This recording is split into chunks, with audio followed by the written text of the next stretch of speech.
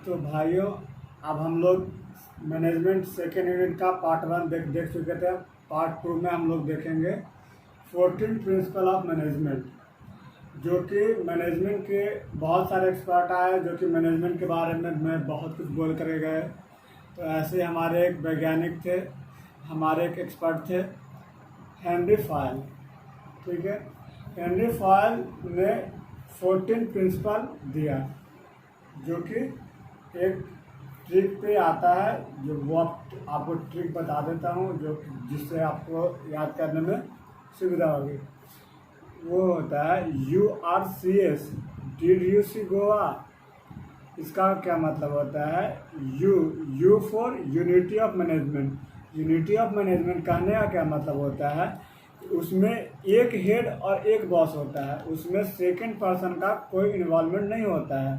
जो भी करेगा, जो हेड एक बार जो भी परमिशन दे दिया, जो एक बार ऑर्डर दे दिया, उसी पे सारे वर्कर काम करते हैं। उसमें सेकंड पर्सन का बात वर्कर को सुनना नहीं पड़ता है। फिर सेकंड आपका आता है यू के बाद होता है UR। आर फॉर होता है remuneration of personnel. Remuneration of personnel कहने का मतलब क्या होता है? Should be enough to survive.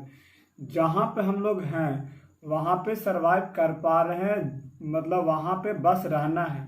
जैसे कि कोई हम लोग कम्पिटिटिव मार्केट में हम लोग अपना कोई भी ऑर्गेनाइजेशन चला रहे हैं, तो वहाँ पे हम लोग सर्वाइव कर पा रहे हैं या नहीं कर पा रहे हैं। वहाँ पे जितना हमने इन्वेस्ट किया है उतना मेरा मतलब अर्न मनी आ पा रहा है या नहीं आ पा रहा है, ये हम लोग रिम्यूनरेशन पर्सनल में देखते हैं। उसके बाद क्या होता है? UR हो गया। उसका सी फॉर क्या होता है? Centralisation of authority.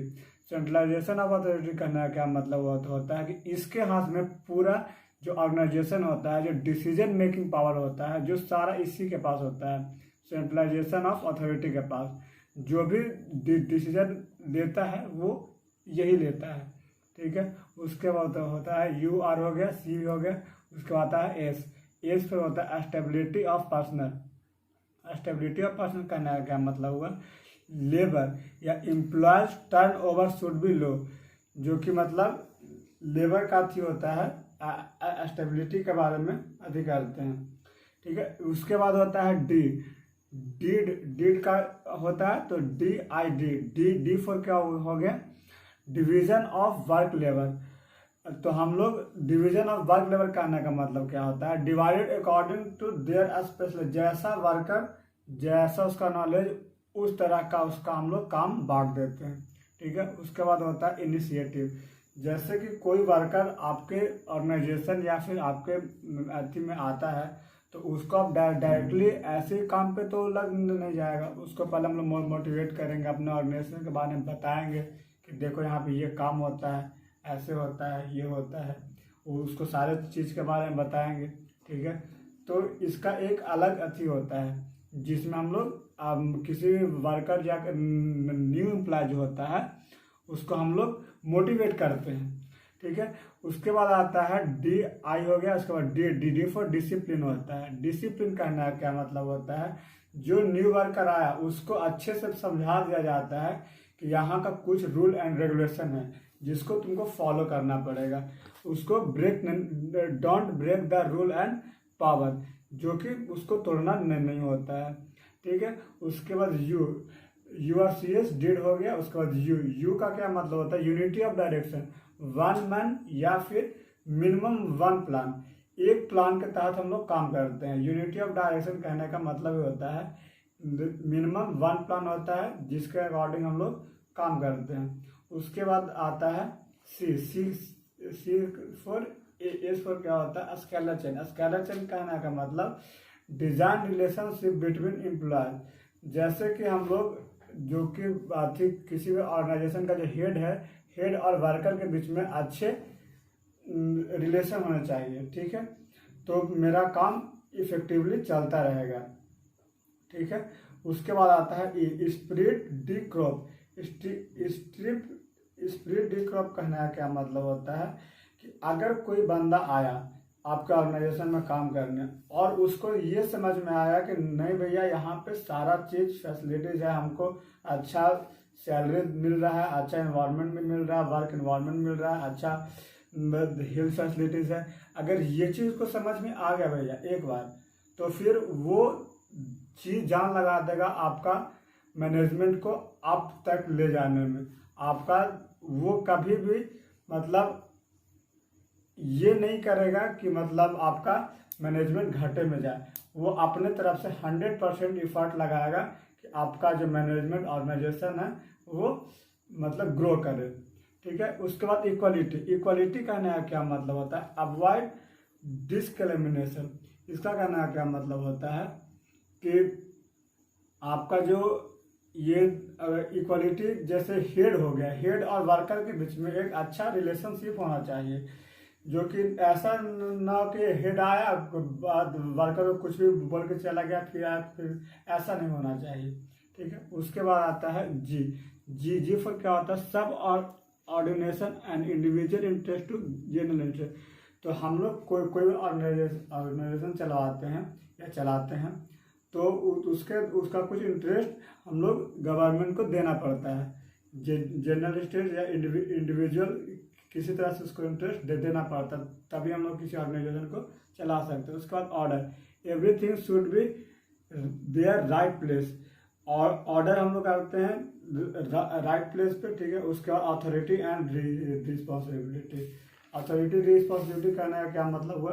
फिर उसको हम लोग अच्छे से अथॉरिटी और रिस्पॉन्सिबिलिटी से हम लोग सारे काम को करते जाते हैं। ठीक है।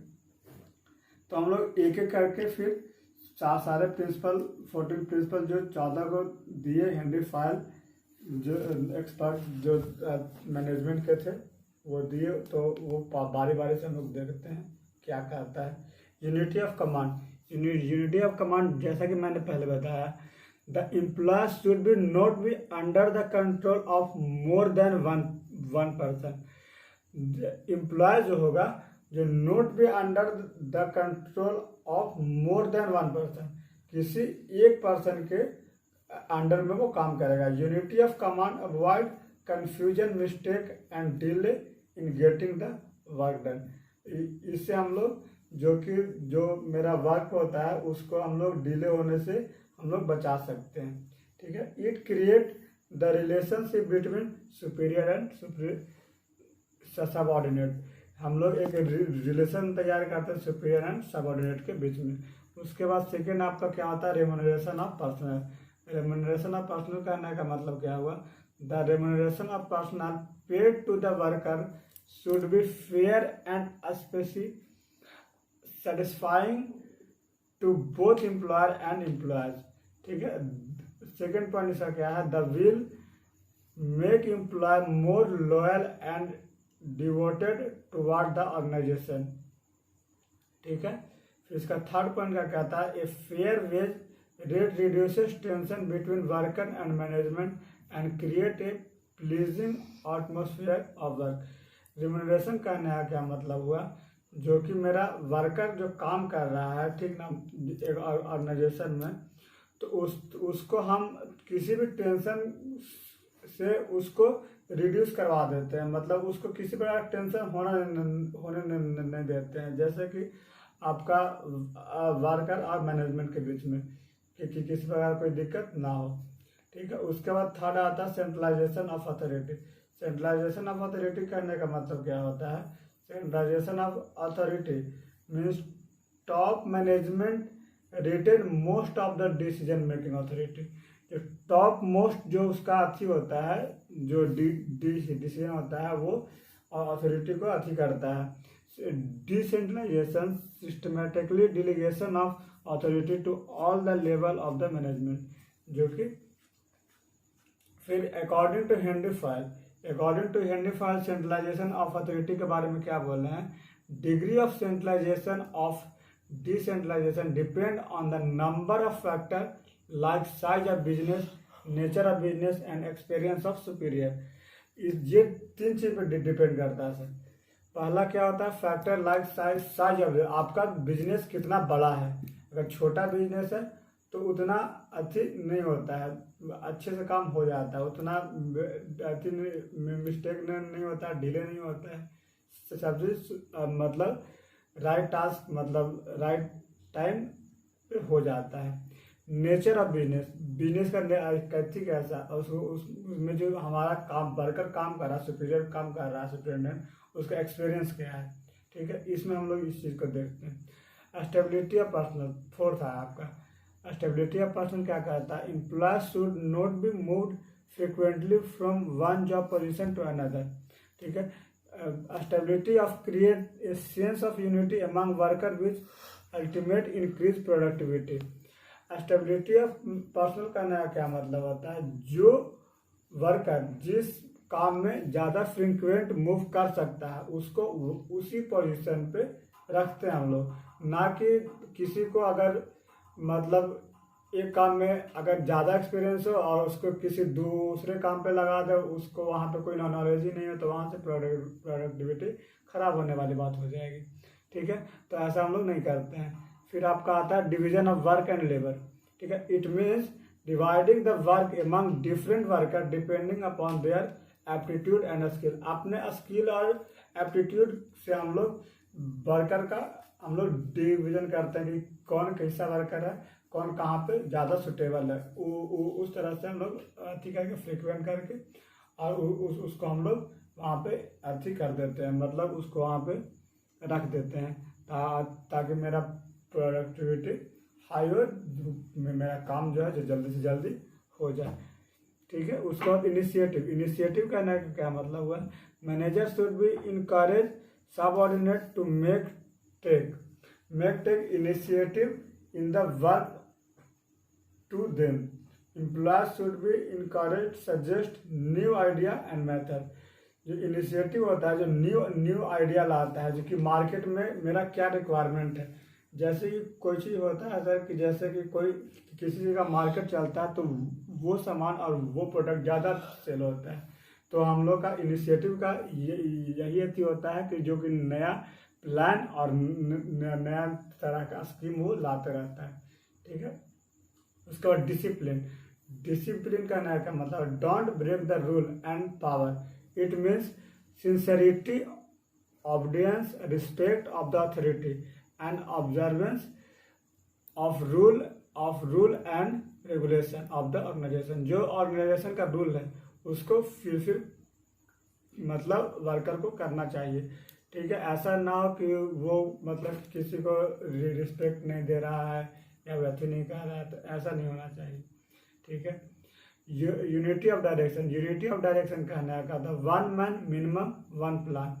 हेनरी फॉल एक्सपर्ट जो मैनेजमेंट एक्सपर्ट हैं जिन्होंने रिकमेंडेड किया है कि the organisation should be directed toward the common goal, ठीक है। It means there should be one plan and one head for group of activities having the same objective. किसी मतलब कोई ऑर्गेनाइजेशन में हम लोग एक ग्रुप बना देते हैं, उसका एक हेड और एक प्लान दे देते हैं कि जैसे कि कोई पेन बनाना हो तो उसमें 5 लेबर लगा दिए और उसमें किसी को एक को हेड बना दिए, और वो हेड जो 5 को बोलेगा वो उसको करना पड़ेगा, ठीक है। तो ये होता है मतलब यूनिटी ऑफ डायरेक्शन। उसको फिर उस मतलब अथी का सुनना है, वो उसका जो बॉस है उसी को सुनना है कि वो जो बताएगा वही उसको करना है, ठीक है। उसके बाद आपका आता है स्केलर चेन। स्केलर चेन कहने का मतलब design relationship among employees and unbroken line of authority from the highest to the lowest level of is called scalar chain. जैसे हाईएस्ट लेवल पर जो हेड है, सुपरिटेंडेंट है, और जो वर्कर है, उसके बीच में एक अनब्रोकन लाइन का एक मतलब रिलेशनशिप होना चाहिए, जो कि मतलब टूटना नहीं चाहिए। टूटने से मेरा प्रोडक्टिविटी और अथी पे इफेक्ट करता है, वर्क पे, ठीक है। स्पिरिट डिक्रॉप आपका आता है, ठीक है। स्पिरिट डिक्रॉप का ना का मतलब होता है team spirit. Team spirit inspire worker to work harder. अगर किसी वर्कर को ये चीज़ समझ में आ गया सर, जैसा कि मैंने आपको बताया था थोड़ा देर पहले, कि अगर किसी को समझ में आ गया कि मुझे इस ऑर्गेनाइजेशन में काम करने से अच्छा इन्वायरमेंट मिलेगा, अच्छा सैलरी मिलेगा, अच्छा वर्क प्लेस मिलेगा, और मतलब अच्छा हेल्थ फैसिलिटीज में मिलेगा। अगर ये चीज़ को समझ में आ जाता है सर एक बार, तो वो कभी भी मतलब आपका घाटा नहीं होने देगा। वो अपने तरफ से वो 100% एफर्ट लगा के अपना काम पूरा करेगा। वो ये होता है स्पिरिट ग्रोथ। उसका इक्वलिटी, इक्वलिटी कहने का मतलब क्या होता है? It means all employees should be treated with fairness, kindness and justice. ठीक है, काइंडनेस और फायरनेस होता है justice. It means manager should be fair, impartial with leading with ordinate. ठीक, this will make employee more loyal and devoted toward the organisation. ठीक है, उसका subordination of individual interest to general interest. इसका क्या? The interest on an individual person, A group should not be permitted to the general interest to the organization. This is necessary to maintain unity and the avoid friction among the employees. ठीक है, फिर उसके बाद आता है आपका order. Order क्या होता है? Everything should B right place, जो कि राइट प्लेस पे मतलब प्रत्येक अति। The principle of concern with systematic arrangement of man, machine, material etc. There should be a specific place for every employee in the organization. कहने का मतलब क्या होता है कि जो कि मेरा ऑर्डर कहता है कि जो सिस्टमैटिक अरेंजमेंट है मेन, मशीन और मटेरियल का, जो कि एवरी टाइम मतलब राइट प्लेस पे अच्छे तरीके से होते रहना चाहिए। ठीक है, it also essential have a specific place everything machine material so that they can be located due to efficiency and effectively, efficiency and effectively work होते रहना चाहिए।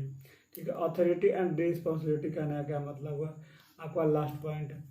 अथॉरिटी एंड रिस्पॉन्सिबिलिटी कहने का मतलब हुआ authority and responsibility should go hand in hand.